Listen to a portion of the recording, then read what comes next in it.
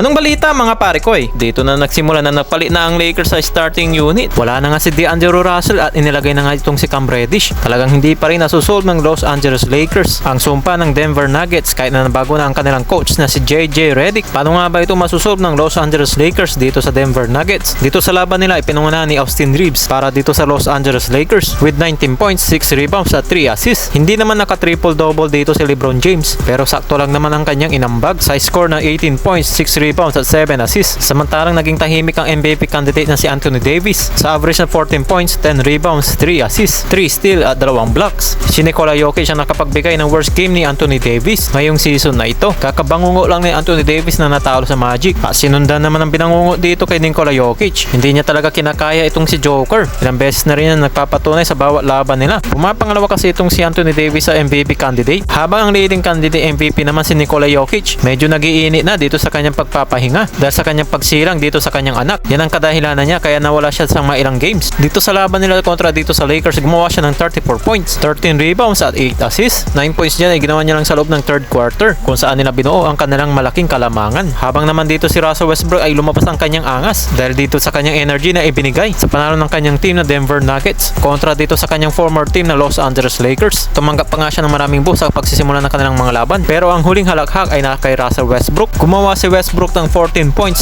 7 rebounds at 11 assists. Meron pang isang steal at 6 out of 10. Mula naman dito sa kanyang shooting percentage sa 24 minutes lang sa kanyang paglalaro. Bawing-bawi na talaga siya para makabawi dito sa Los Angeles Lakers. Habang naman dito sa kanilang standing, nasa pang-apat pa rin ang Los Angeles Lakers sa Western Conference with 10 wins and 6 losses. Samantalang naman ang Denver Nuggets ay nasa pang-5. Hindi naman sila nagkalayo dito ng Los Angeles Lakers na may kartadang 9 wins and 6 losses. Ang susunod naman nila makakalaban ang New York Knicks. Pwede silang kapag matalo nila ang Knicks. Samantala ang matagal ng pinoproblema ng Los Angeles Lakers kung paano tatalunin itong Denver Nuggets. Marami naman dito ang nagsasabi na si Dwight Howard lang kaya makapagpigil dito kay Nikola Jokic at ayon rin yan sa NBA analyst. Dahil dito maraming namugkahing ibalik si Dwight Howard dito sa roster ng Los Angeles Lakers dahil isa siyang free agent ngayon at mas maaring magbigay ng mas malalim na front court para sa kukunan ng Los Angeles Lakers. Sinasabi rin ng iba na pwedeng palitan si Gabe Vincent nitong si Dwight Howard sa lineup upang mapalakas ang depensa ng Lakers. Partikular na laban dito sa madumante na big man katulad nga yan ni Jokic. Pero merong isang team na nagkakainteresado na para kunin itong si Dwight Howard at makabalik nga dito nga sa NBA. Ito nga Oklahoma City Thunder na isa rin ngayon na team na ito na contender. Pumapangalawa naman niya sa Western Conference na merong kartadang 12 wins at 4 losses. Nababalitaan nga itong si Dwight Howard ngayon na interesado makapaglaro sa Oklahoma City Thunder. Magiging tatlo sila sa big man ng Thunder including dito kay Chet Holmgren at Isaiah Hartenstein. Matatanda naman dito sa 2020 nung playoffs, si Dwight Howard ang pangunahing defender ni Jokic. Sa panahong yun, naging epektibo itong si Dwight Howard sa pagpigil dito kay Nicola sa ilalim ng basket na naging susi sa tagumpay ng Los Angeles Lakers noong mga panahon na yon.